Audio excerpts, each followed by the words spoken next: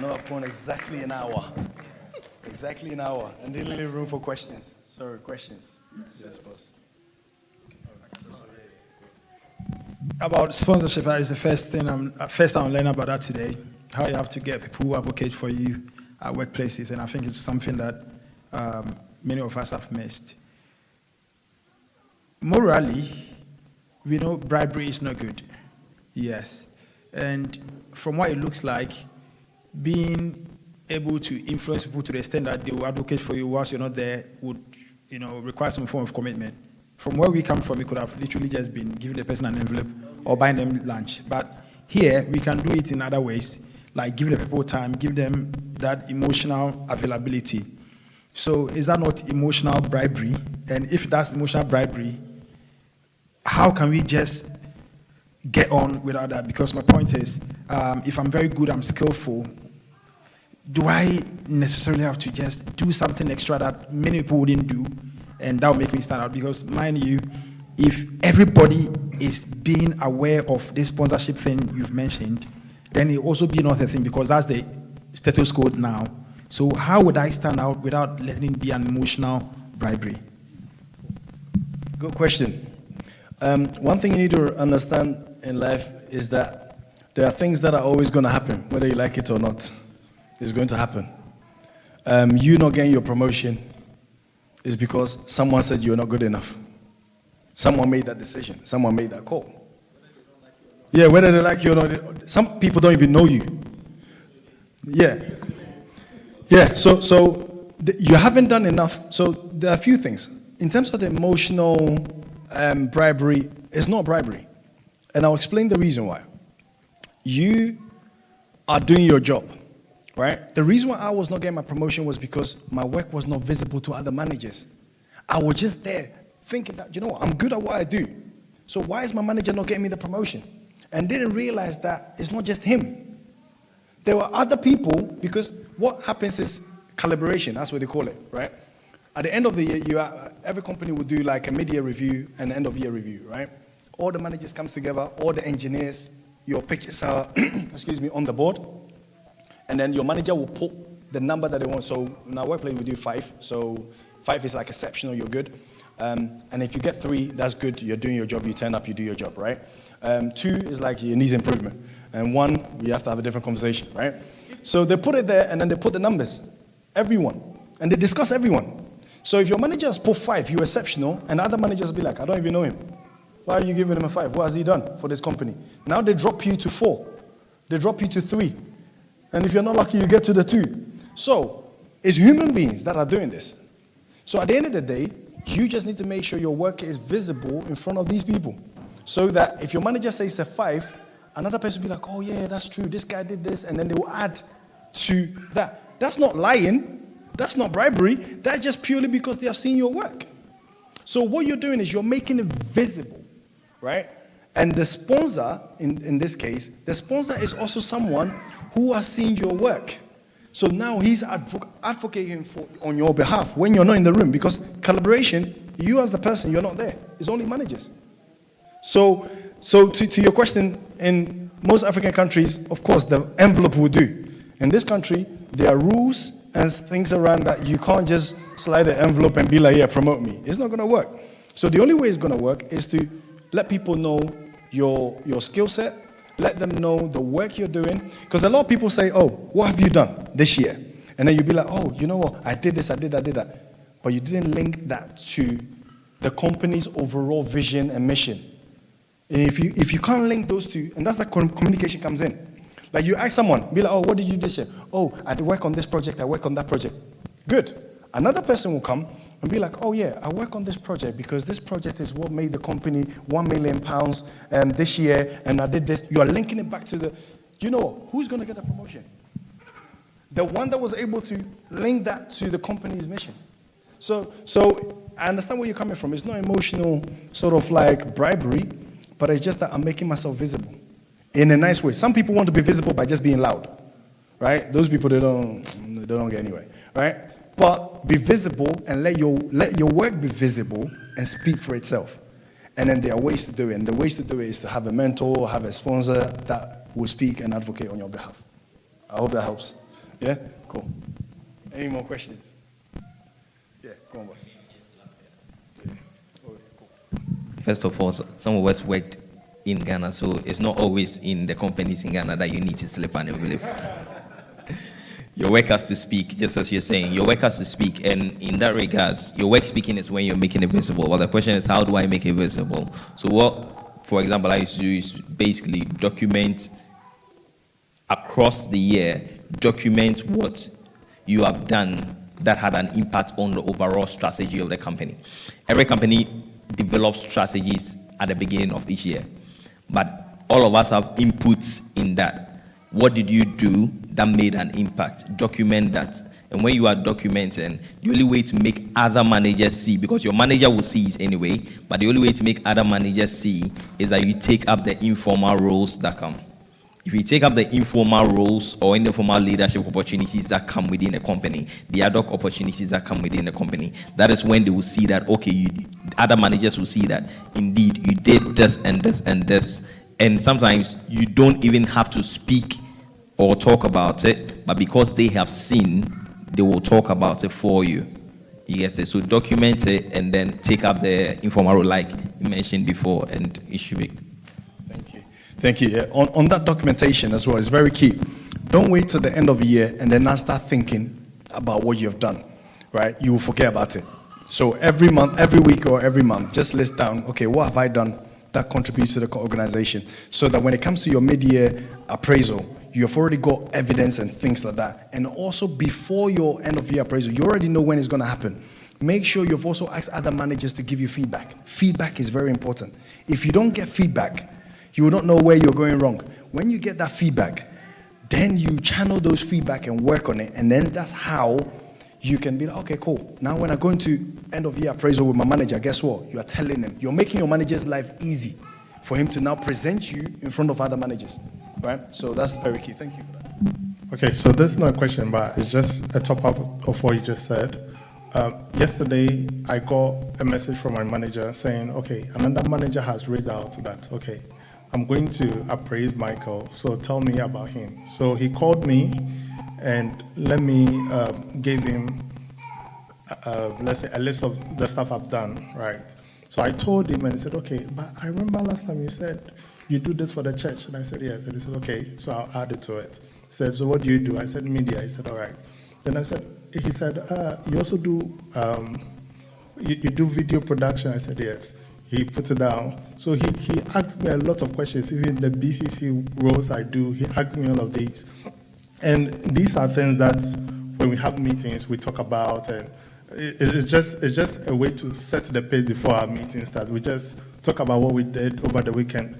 So sometimes over the weekend, oh, what did you do? I just say, oh, I went to church, I did this, I did that. So it's always imprinted in their brains that this is what Michael does over the weekends and on Sundays. So I'll say that any opportunity you get, just say it. I do this, I do that, I do that. It will help you.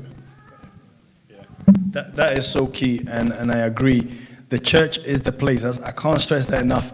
Do that, because as you mentioned it, like every company, most people, Mike is saying, they will come and they'll be like, oh, how was your weekend? And they'll be like, oh, I went to church. Most of you end there. Some people don't even say, I go to church. They just end the conversation there. No. Oh, I went to church. Oh, what did you do? Oh, yeah, I was doing the media stuff. Did that happen at church? Yes. Our church is very modern. You want to come? There's also a way to evangelize, right? But whenever you start doing those stuff, people are taking notice of that. And that's why the manager was asking him, well, you said you do this, you said you do that. Now the manager is even trying to help him and give me all the information that I need. Why? Because he wants to build a case for you. So make it easier, and you present that case to your manager so he doesn't have to do any work, right? And when you make your manager's role easier, trust me, they will give you the higher scores, they will give you the promotion and everything else that comes.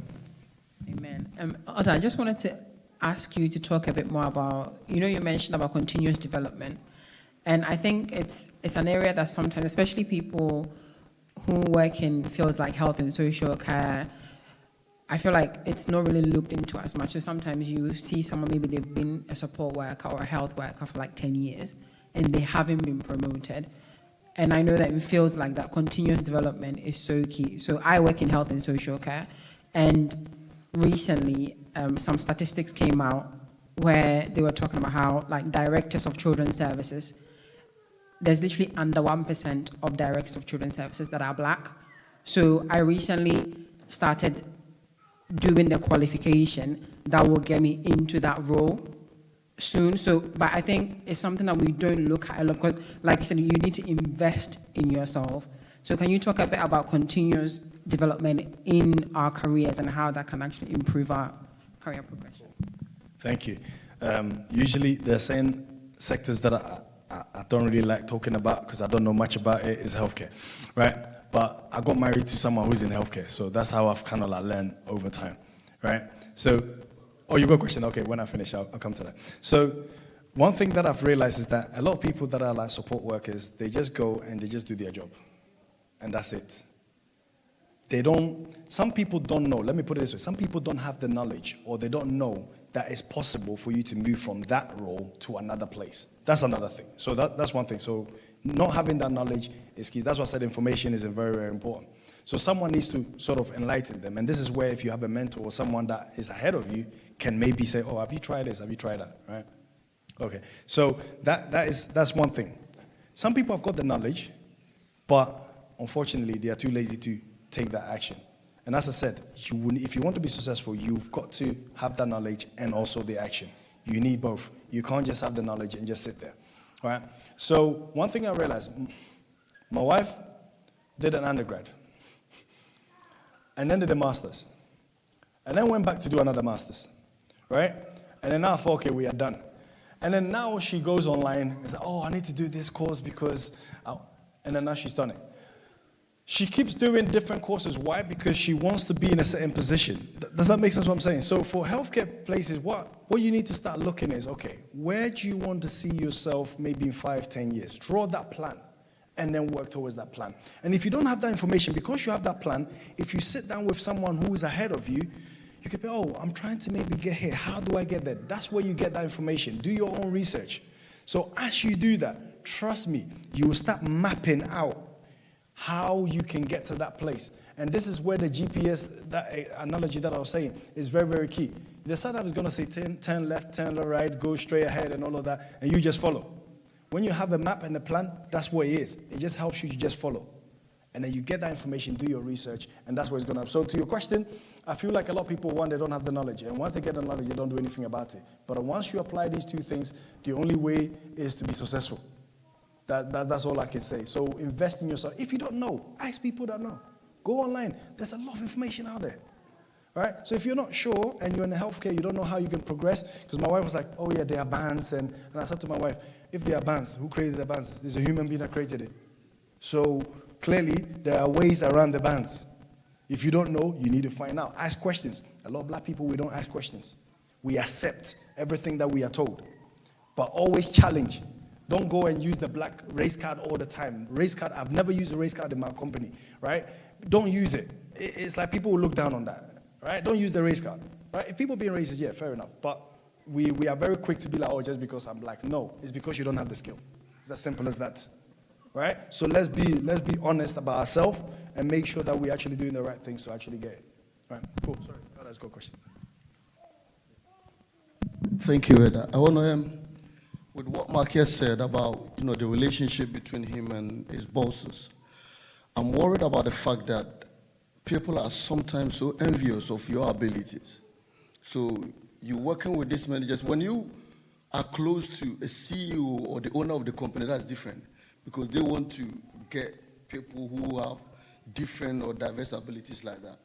But then when it's about your managers and those people, some of them get envious of what you carry or the abilities you have.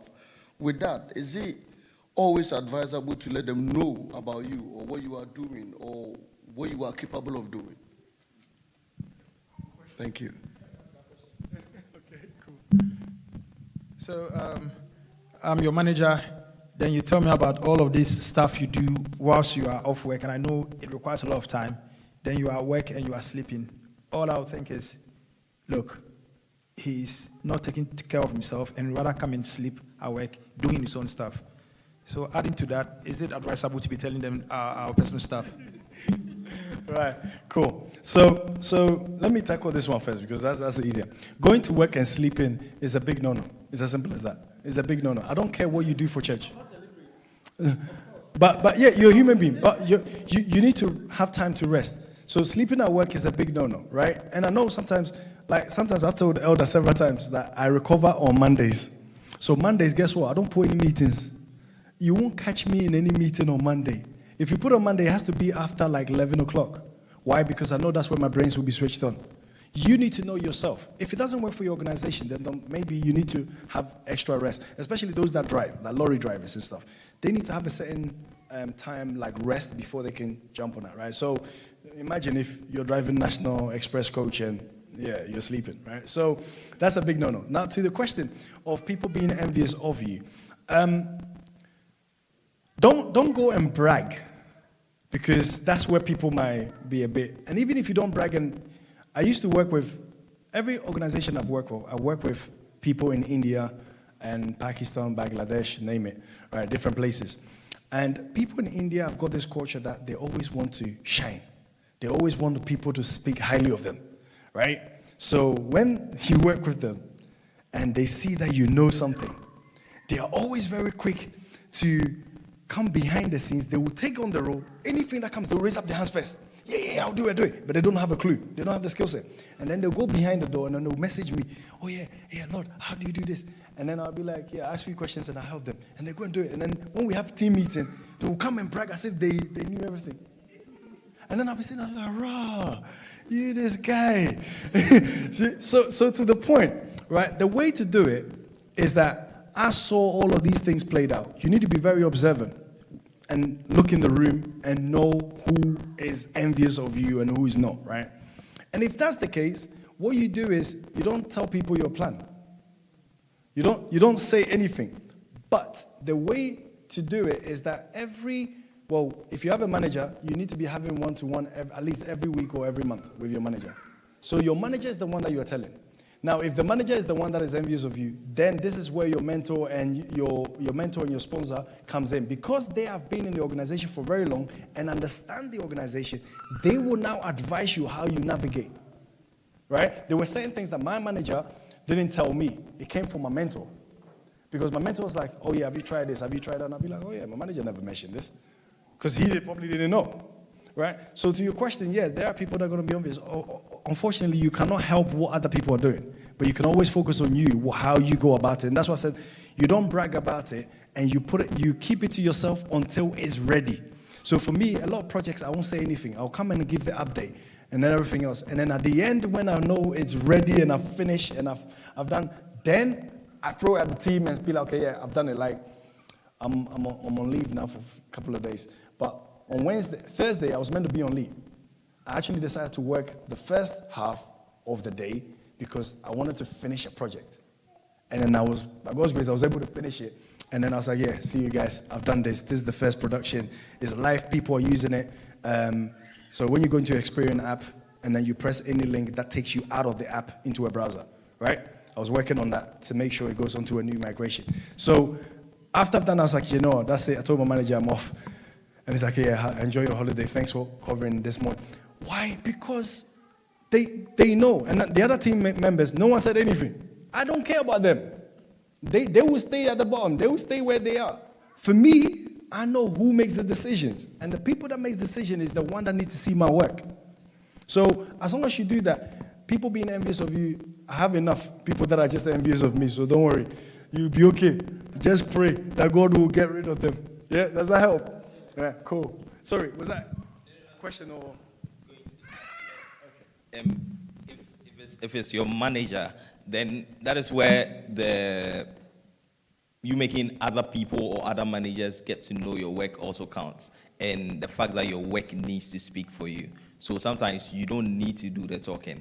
And if your manager is envious of you, obviously, and he's the only one that knows your work, then that means that you're going to stay there for quite a long time. That's how come you need to take on, if possible, ad hoc roles, certain roles that come up within the company and everything, so that you can channel it back to the fact that you have been able to strategically help the company grow when the others also get to know about it. So you realize that when they go for their performance reviews and things like that, even when your manager is talking down on you, because they know that you have done this and this and this that supports the company's strategy, they are wondering what is happening here, and they will even speak for you more than your manager is speaking. And your manager has not got any choice than to as well come in and then help you as well. Yeah. Yeah, that is very key. Just lastly on that one, when managers meet, right, and your manager does not like you, that's why I said don't worry too much when your manager does not like you. Build a relationship as much as you can. Some people it will work, some people it will not work, right? Just leave it as it. But as my brother just added to it, when they get to that room and your manager is trying to pull you down, the mentors and the sponsors are the ones that will definitely bring you up, because why? They are not judging you based on, oh, I don't like him, or no, they are judging you based on your work. And that's how, and obviously we are all graced and God is blessing us and everything else. So God will make sure there's always going to be someone in that room that will speak highly of you because of your prayers. And that's why I said the God factor is very important. And then it comes to the skill set, the mindset, the mindset that you have, the skill set, and then the tool set that you have. Yeah. So I hope that really helps. God bless you. God bless you so much. Oda, God bless you. Oh, let's do it better. Let's clap for him. Amen. Amen.